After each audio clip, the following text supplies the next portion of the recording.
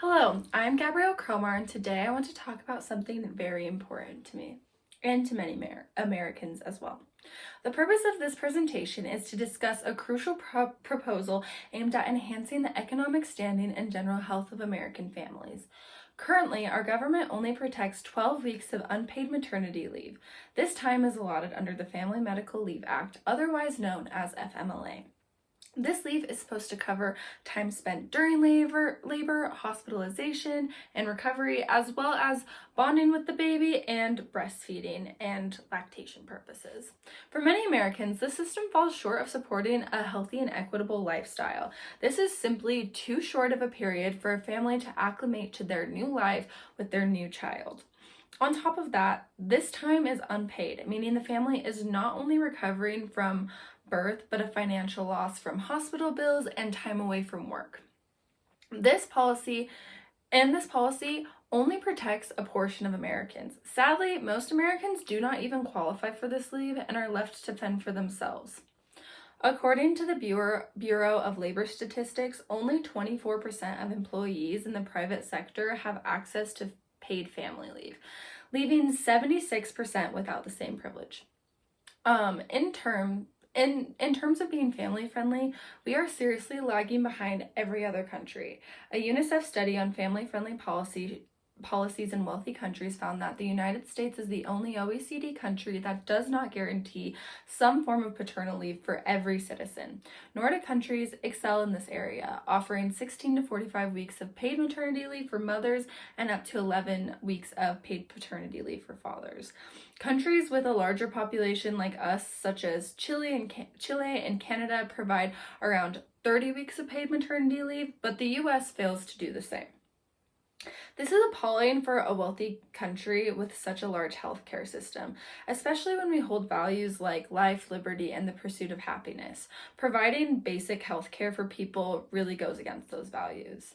And it is embarrassing for a nation so powerful to blatantly neglect the social welfare of our families. So, my proposition is simple.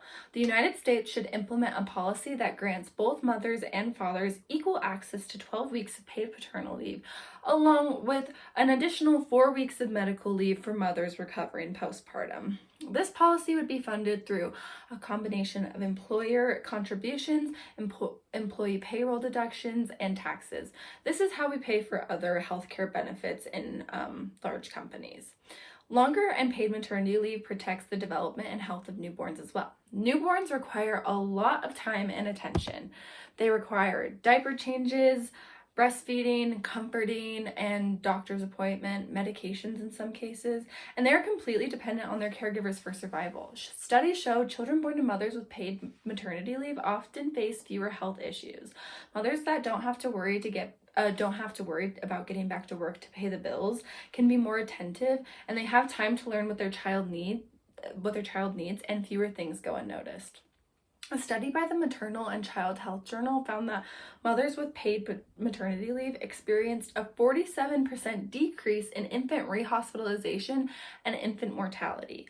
And according to the United Health Foundation, the United States has an infant mortality rate of 5.6 out of 1,000 births, which is really high, making us the fourth highest rate of infant mortality in OECD countries. This is absolutely unacceptable. Implementing this policy would help us change that reality.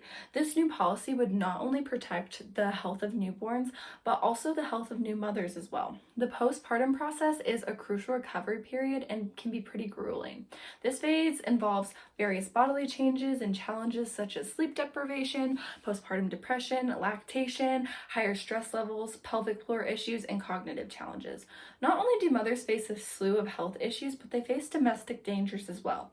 According to the Harvard T.H. Chan School of Public Health, women in the U.S. who are pregnant or who have recently given birth are more likely to be murdered than to die from obstetric causes. And according to the Department of Public Health and Wellness, when there is a large financial burden present, the rates of domestic violence go up as well.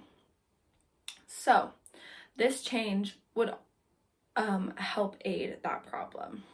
But this change would also create an opportunity for Americans to live an equitable lifestyle free of financial burden. It provides opportunities for parents to take the needed time off work and avoid financial stress. The presence of paid leave significantly decreases the number of families relying on public assistance, therefore preventing strain on local economies and taxpayers.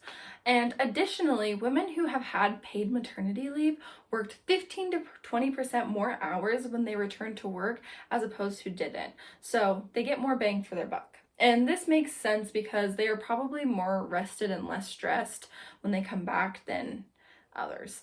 Families that are left with more money also more effectively contribute to their local economy through daily purchases. Since they have more money left over to spend, they can buy things that aren't necessarily necessary. Paid maternity leave is not only beneficial for families, but also for companies. Companies that provide paid paternity leave show that it does not harm their bottom line, and in fact, it improves employee retention rates. So the cost of turnover decreases.